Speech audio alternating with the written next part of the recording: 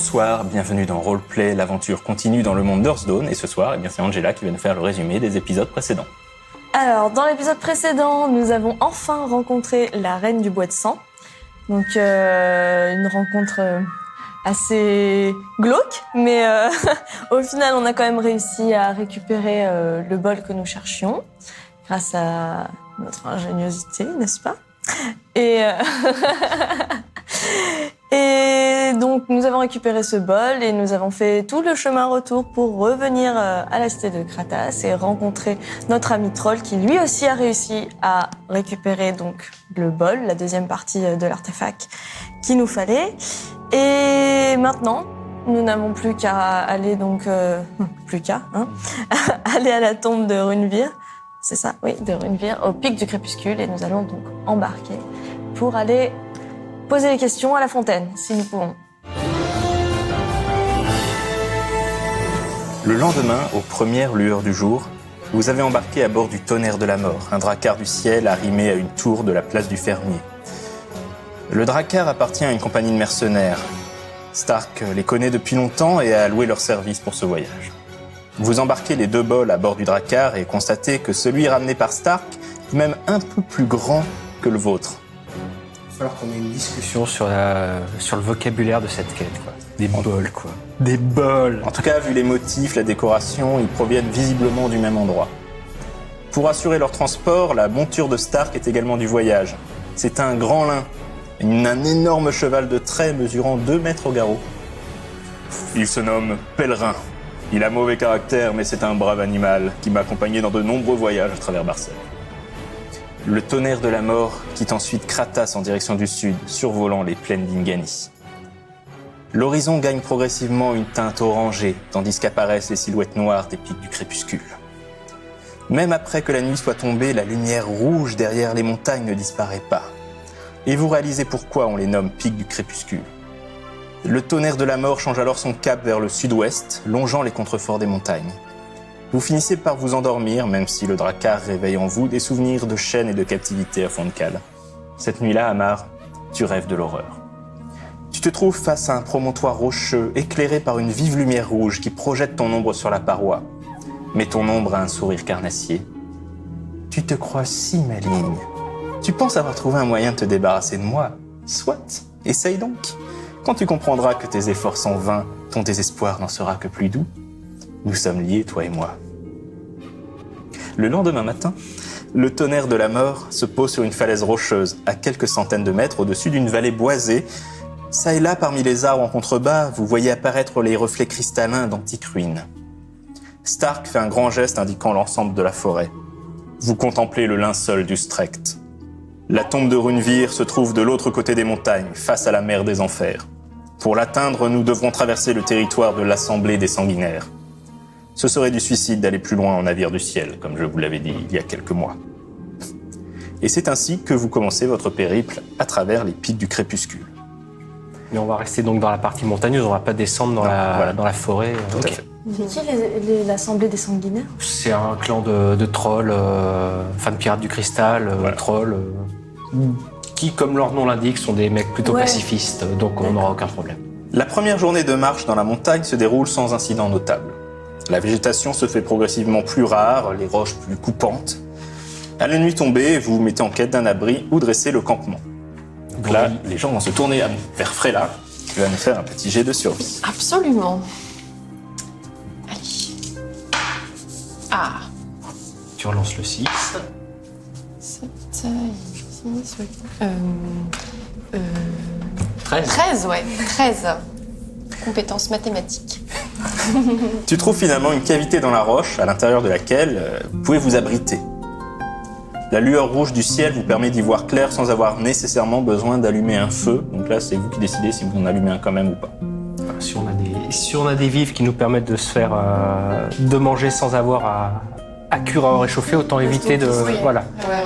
Et les bols, a priori, c'est Pèlerin qui les transporte, c'est ça? Tu veux manger dans les bols? C'est ce que j'allais dire, pour cuisiner dans les bols. Un petit wok. Ah oui, c'est ça quand même. C'est vrai, beau wok là. Mais je suis pas sûr que Stark va apprécier, quoi. Non, ça va. On me posera la question. Si on met les bols sur la fontaine avec des restes de bouffe dedans, je pense que ça va pas marcher. Vous vous êtes réveillé au petit matin par le bruit d'explosion en provenance du sud. Des lueurs apparaissent brièvement au travers de l'épaisse couche de nuages de cendres, accompagnées de chocs sourds. Le phénomène dure environ 1 heure avant de cesser. Ok. Stark. C'est la guerre Peut-être une bataille entre Drakkar de clan de pirates de cristal. À la limite, C'est loin, c'est bien. Le deuxième jour est très similaire au premier. Le paysage devient de plus en plus désolé et il n'y a quasiment plus de végétation. Faites-moi un petit jet de perception. 8, je pense. 3. Ah non, 8 et 3, 11. Merci. Je pense qu'on n'a pas besoin d'en faire davantage. Pas la peine de les- Donc, eh bien, Xodrelpa, tu remarques une sorte de totem juché sur un piton rocheux. C'est une hache pointée vers le bas, surmontée de crânes disposés en cercle. Wow. Ici commence le domaine des sanguinaires. Restons sur nos gardes. Ça fait quelle taille ce truc? Ah, c'est une hache de guerre troll, en gros, qui est posée. Ah d'accord, mais c'est vraiment l'arme, Ouais. une arme, ok. Et les crânes, c'est des vrais crânes. Ah. L'humeur, toi, ton humeur, Amar, devient de plus en plus sinistre et maussade, comme si la désolation du paysage affectait tout particulièrement ton entrain. Vous continuez votre progression. Et, eh bien, refaites-moi un jet de perception, mais pas de toi, Xodrelpa, ce coup-ci. Pas de problème. 8.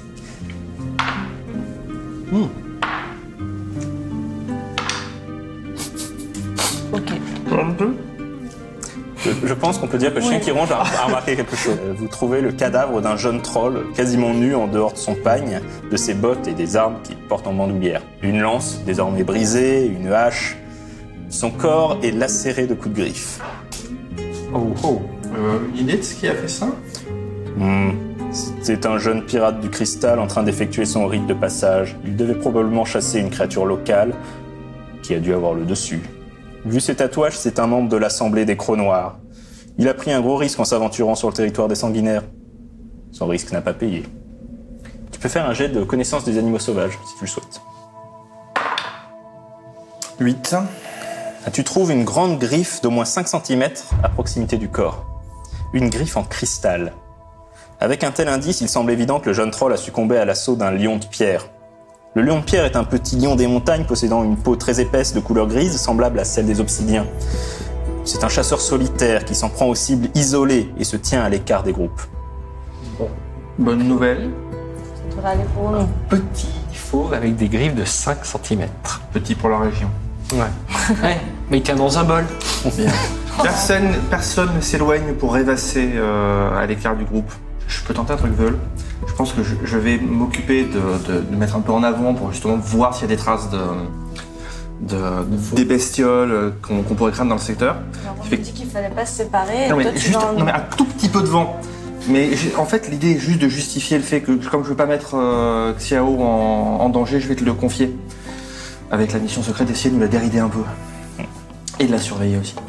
Vous continuez votre route jusqu'à la tombée de la nuit. Au sud, le ciel nocturne est désormais d'un rouge flamboyant. Il vous faut à nouveau chercher un endroit où camper. C'est pas recherche à part maison, c'est recherche trou dans la terre, dans la pierre. 7. Après avoir trouvé un abri où établir le camp, vous avez du mal à trouver le sommeil, tant la chaleur en provenance du sud est étouffante. Et donc, c'est durant ton tour de garde, Amar, qu'il se met à pleuvoir. Et tu te rends rapidement compte qu'il ne s'agit pas de pluie ordinaire. Son contact te brûle la peau. C'est une pluie sulfureuse en provenance de la mer des Enfers. Malheureusement, le campement était un peu trop exposé et le temps de se réfugier dans un recoin de la cavité que la pluie ne peut pas atteindre, vous avez tous reçu un des 6 points de dégâts. Alors, 5 points de dégâts. Sympa, l'endroit. 3 points de dégâts. C'est explosif. Devinez qui ramène le matériel. Oh, 11 points de dégâts. 3. Et Ciao aussi. Oui, Chao aussi, mais je pense que, en fait, Chien qui ronge a fait barrière de son corps pour le protéger. C'est pour ça que t'as pris plus cher. Et donc, au petit matin, par contre, vous pouvez faire un jet de ce qu'on appelle un jet de récupération. C'est-à-dire que, en fait, vous utilisez votre attribut, c'est quoi, c'est Constitution. Oui, on lance le dé. Voilà, vous lancez le dé, et ça vous dit combien de points de vie vous récupérez. Ok, donc un des 10 pour moi. J'en récupère un. C'est cramé. T'as bien dormi, toi. non. Les écailles et l'acide. J'en récupère 2. Les écailles et l'appui acide, ça marche pas. 3 pitié. 4. Ce dé se moque de moi. Ah, bah 6. Bien ça. Il fait tout aussi chaud, si ce n'est plus, le 3e jour. L'air est désormais très sec, très âpre. Après quelques heures de marche pénible, vous découvrez un triste spectacle. L'épave d'un navire du ciel éventré parmi les rochers. Faites-moi un jet de perception. Donc la bataille de la veille. Oui, il y a de bonnes chances, effectivement. 5. Donc les cadavres des membres de l'équipage ne sont pas encore décomposés, ils sont donc morts relativement récemment. 11. Ce sont des soldats aux armures dépareillées, probablement des mercenaires. Pas des trolls en tout cas. On continue? Ouais. Il y a quelque chose à trouver. 1. Toi, tu ne vois rien d'autre. Je suis encore en train de me mettre de la crème, moi. 4. Moi, je suis pas d'humeur à faire des investigations. Mercenaire humain ou... Humain, orc. Non, d'accord. Et puis, c'est alors que vous êtes là en train un petit peu d'observer la carcasse du navire et ce qui s'y trouve, que vous tombez nez à nez avec 2 trolls occupés à piller les cadavres. En vous voyant, ils lâchent le corps qu'ils étaient en train de détrousser, possiblement le capitaine du navire, poussent un rugissement de défi et se ruent dans votre direction. Youpi, ouais. Stark, parole de loi, dégaine sa hache de cristal et se tourne vers vous. J'en prends un, occupez-vous de l'autre. Il pointe sa hache vers l'un des 2 trolls. Et toi, chien sans honneur, morne crête, Stark, parole de loi, te défie. L'autre répond à son défi.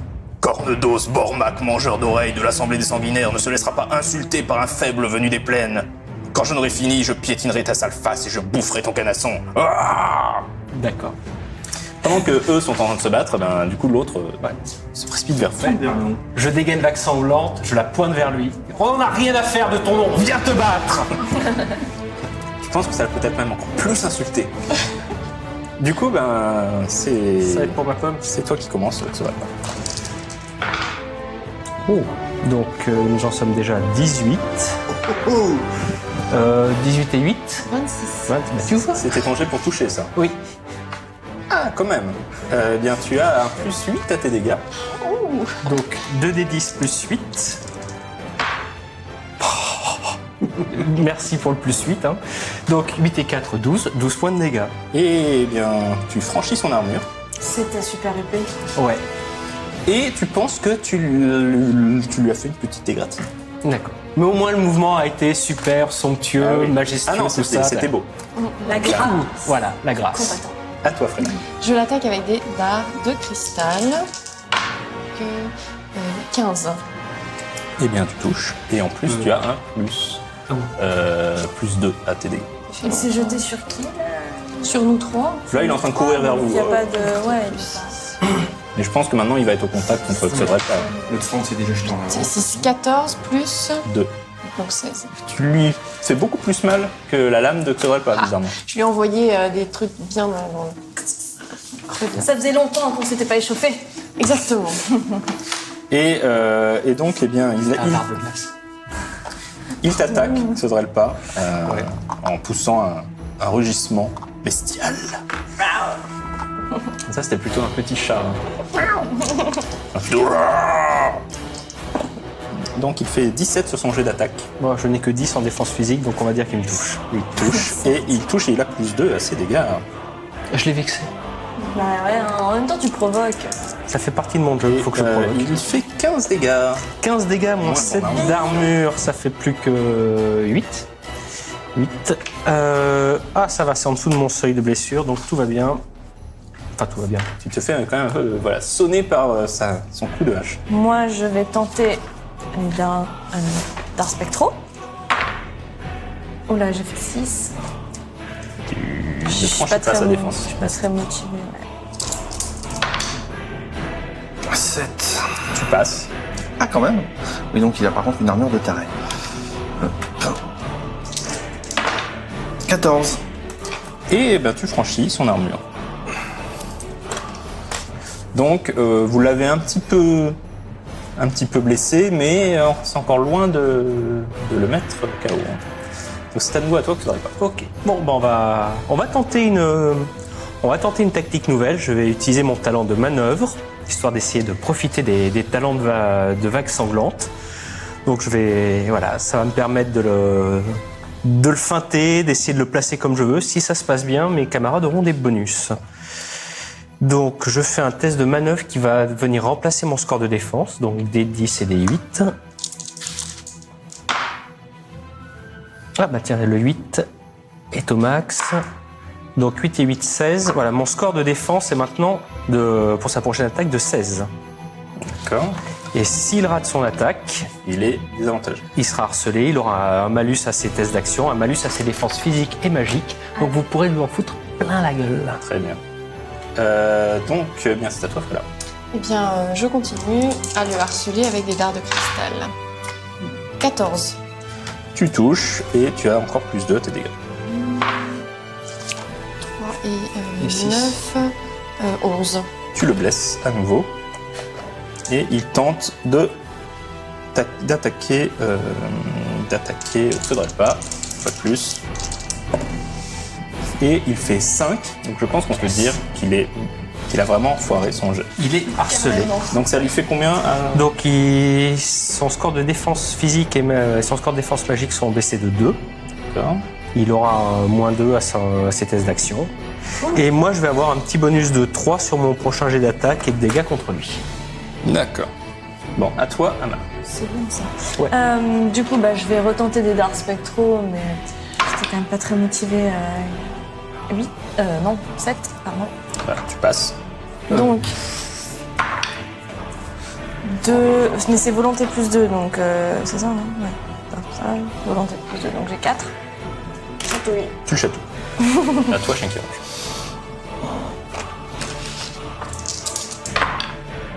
Ah, je pense que le coup de griffe va passer.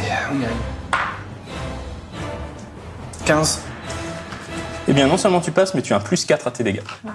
Oui, mon D6. Ah, voilà. En arrière-plan, vous entendez les 2 autres qui sont en train de se mettre aussi. 19. 19. Là, ça devrait saigner. Tu ne lui infliges pas de blessure grave. Par contre, tu as lacéré son armure physique. Oh la brute. Voilà. Et donc, c'est à nouveau à toi que serait le pas. Allez, donc là, on va enchaîner par une attaque. Donc j'ai un bonus de 3 à mon jet d'attaque. Ouais. Donc, avec un bonus de 3, je fais un total de 6. Et ça suffit pour passer, puisqu'il a moins 2 à sa défense. Oh là là, mais heureusement que Donc, c'est ça. ouais, donc bonus de 3 à mes dégâts grâce à ma manœuvre. 11 points de dégâts. Avec ton bonus compris. Oui, avec mon bonus compris. Non, j'ai pas été... Et eh bien, Ça passe grâce... puisque tu avais réussi à Ça- lui baisser son... ça passe, mais ça ne Ça le gratouille. inflige pas énormément de dégâts. Dards de cristal. 13. Tu as plus 2 à tes dégâts. 6, 12, 14. Alors vous sentez qu'il commence à fatiguer, hein, mais il est toujours pas KO. Et il rate à nouveau son jet d'attaque, cette fois-ci qu'il tentait contre Chien qui ronge. Enfin, je dis, il a fait un 7, je pense qu'il rate qu'il n'arrive pas à toucher. Sur la défense, non, il me rate. Voilà, donc il te rate. Donc c'est à toi. Ok, écoute, moi je vais continuer sur mes dards spectraux, hein, vu que ça marche pas trop mal. Pour ce cas-là, du coup, j'ai... Tu relances le 8. Ouais, c'est ça, j'en lance le 8. 8, 16, 20. Ah, ça c'est bien. Donc tu as 20 et tu as donc plus 6 à tes dégâts. Donc 3 et 6, 9, plus 2, 11. Et là, du coup, tu lui as fait bobo. À toi, Chien qui ronge. Oui, parce que c'est pas tout ça, mais Stark vient de finir le sien là. Oh, joli. 7, ça fait que 9, hein. Mais ça passe sa défense. Hein. Parfait. 7 et 4, 11. Voilà, là tu as réussi à le griffer malgré tout. Mais encore une fois, rien d'essentiel. d'essentiel. Ok. C'est comme attaquer un rocher avec une petite cuillère. Ouais, Enfin, exactement. Bon, allez. On va repartir à l'assaut. On va essayer de le finir vite fait, bien fait. Coup de grâce. Allez. Allez hop, je prends un dé de karma histoire de booster mes chances d'avoir un bonus de dégâts. 7 et 7, 14 et 5, 19. C'est bien, tu as plus 6 à tes dégâts. Premier bon jet qu'il fait. Ennemi éternellement, parfait. Optimisation. Plus 6, tu dis Ouais. 6 et 6, 12 et 5, 17 points de dégâts. tu arrives à lui planter vague sanglante dans l'œil Ah, et à... C'est sale. Alors, ça le met hors de combat. Tu penses que ça l'a pas. C'est là, il est plus dans l'inconscience, en fait. Le choc l'a mis dans l'inconscience. Mais tu penses qu'il est pas encore mort. Il n'est pas mort. Là, c'est vous qui choisissez si vous voulez l'achever. Moi, je suis pas du genre à achever un adversaire vaincu. Ouais, voilà. Si sa constitution lui permet de survivre, qu'il survive. Sur le capitaine du navire, qu'ils étaient en train de détrousser, vous trouvez une lettre. Elle indique l'emplacement de la tombe de Runevir et vous décrit assez fidèlement. Ces mercenaires étaient censés dissimuler leur navire du ciel puis vous tendre un piège. De toute évidence, ils n'étaient pas du coin, sinon ils n'auraient pas essayé de se rendre à la tombe en traversant le territoire des sanguinaires à bord d'un navire du ciel. C'est ballot. Faites-moi un petit jet de perception. Ah oui, si. 18. Oh. 8 et 6, 14 Oui, 14.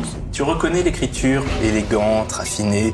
C'est la même que celle du message qui vous avait permis de retrouver la trace des voleurs des pieds silencieux et d'oies agiles il y a 3 mois. C'était qui déjà? C'était une lettre anonyme qui nous avait Un aidé enfant vous avez remis cette lettre. Ouais. Ouais. On n'a jamais su. Vous trouvez également une bourse contenant une unique pièce d'or. Vous avez déjà eu l'occasion de voir des pièces de frôle et de terra, mais celle-ci ne ressemble ni aux unes ni aux autres. En dehors de ça, tout ce qui avait de la valeur a déjà été pillé par les sanguinaires. Stark, ça vous dit quelque chose, ça? C'est une pièce de Iopos. Et donc? Iopos, c'est une ville qui se trouve à l'ouest, ça, mais hors des terres de Marseille. Au nord-ouest. Nord-ouest, ouais. Loin au nord-ouest. Super, on a des ennemis dans des plans qu'on connaît même pas. Laissant l'épave derrière vous, vous reprenez votre route. Environ 2 heures plus tard, après avoir franchi une corniche, vous vous retrouvez face à un paysage spectaculaire. À l'horizon s'étend en effet un vaste océan de roches en fusion qui éclaire le ciel d'une teinte de feu. La mer des enfers. Elle a beau se trouver plusieurs kilomètres au sud et loin en contrebas, vous ressentez sa chaleur impitoyable. Stark Parole de Loi vous arrache à la contemplation de ce panorama flamboyant pour vous montrer un sentier qui serpente entre les collines de cendres. Ça et là, quelques pavés prouvent qu'il s'agissait autrefois d'une route. Pendant encore 1 heure, vous marchez le long de ce chemin qui vous entraîne toujours plus haut jusqu'à l'entrée d'une caverne. Par Minbruges, enfin nous y sommes, la tombe de Runevir. Et la suite au prochain épisode. Oh.